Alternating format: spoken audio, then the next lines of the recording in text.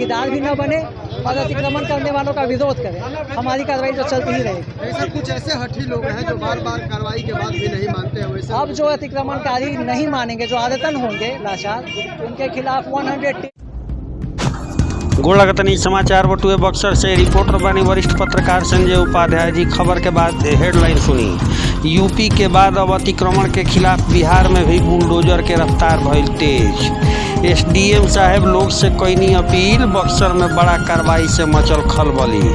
खबर का बटुए विस्तार से जानी।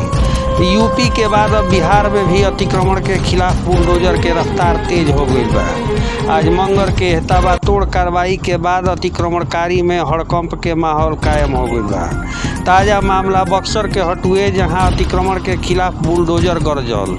बतावत चली कि एसडीएम, डीएसपी, अंचलाधिकारी, थाना प्रभारी के मौजूदगी में रामरेखा घाट से लेके पीपी रोड से लेके मुनीप चौक तक बुलडोजर गरजलस आ कार्रवाई करत अवैध कब्जा के हटावल गई।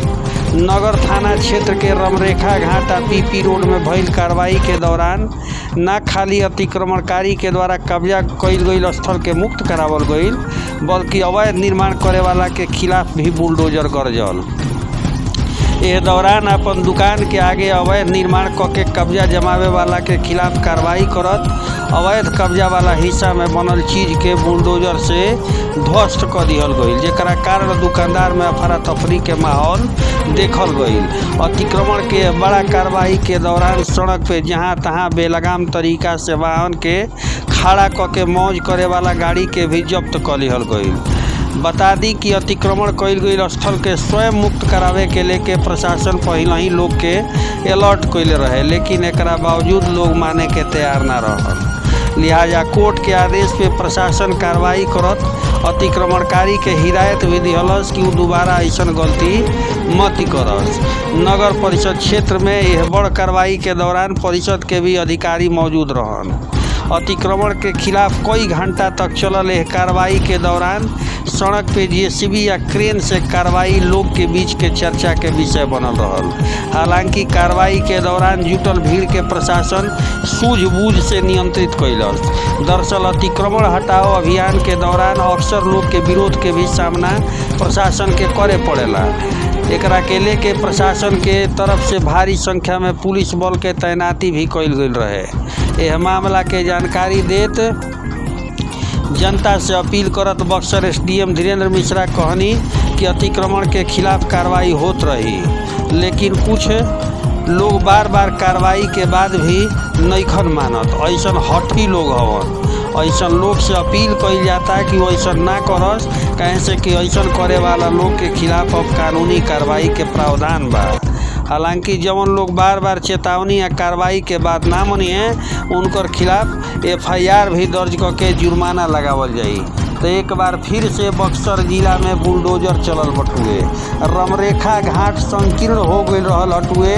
कई गो दुकानदार जवन बाने अपना दुकान के आगे 2-2 फीट 4-4 फीट छेक के कौनो ना कौनो काम में इस्तेमाल करत रहलन, जेकरा बाद ही बड़ा कार्रवाई बक्सर पुलिस के भइल बटुए, ताकि अतिक्रमण से खाली करावल जा सके, गाड़ी के आवे जाए तक के रास्ता ना रहे। अब गईला के बाद ऐसा बुझाता जैसे ही रामरेखा घाट के रोडवा चौड़ा हो चुकल बटुए। अब लोग के परेशानी भी ना होई। नोच चोथ के बुलडोजर ध दिहलस। एकर लाइव तस्वीर भोजपुरिया समाचार रउरा दर्शक लोग के देखा रहल बटुए, जौना में बुलडोजर आ क्रेन के जात रउरा दर्शक स्क्रीन पर देख रहल बानी। एकरा अलावे भारी पुलिस बल के तैनाती कईल गईल रहे, ताकि तनिकियो हड़बड़ गड़बड़ कई लोग तो ओकर दवाई ठंडवावे से भी दियाई। आ हई देख सकीला ई गाड़ी जेने तेने लगावे वाला हलो, इनका लोग के गड़िया में करेन लगा के आ टांगी के पुलिस ले गई। लोग को फाइन भी कईल गई। तो सुनी का कहनी एसडीएम साहब दबा के शेयर करी। धन्यवाद। अतिक्रमण हटाने की कार्रवाई नियमित अंतराल पे की जाती है, और इस कार्रवाई का जो असर होता है उससे ज़्यादा असर तब होगा जब लोग स्वयं जागरूक हों। तो इस कार्रवाई से संदेश देने की बजाय इस कार्रवाई के माध्यम से हम लोग निवेदन करना चाहेंगे, आग्रह करना चाहेंगे लोगों से कि अतिक्रमण में भागीदार भी न बने और अतिक्रमण करने वालों का विरोध करें। हमारी कार्रवाई तो चलती ही रहेगी। ऐसे कुछ ऐसे हठी लोग हैं जो बार बार कार्रवाई के बाद भी नहीं मानते हैं, वैसे अब जो अतिक्रमणकारी नहीं मानेंगे, जो आदतन होंगे लाचार, उनके खिलाफ 110 की कार्रवाई करने वाले हैं हम लोग, और उनके विरुद्ध हम लोग FIR भी करेंगे। और जो अतिक्रमण की जो कानून है उसमें जो 20,000 का जुर्माना का प्रावधान है वो भी लगाएंगे। दोबारा सड़क पर अतिक्रमण करेगा लोग। इसके लिए हम लोग नियमित रूप से सजग रहेंगे। ठीक है सर।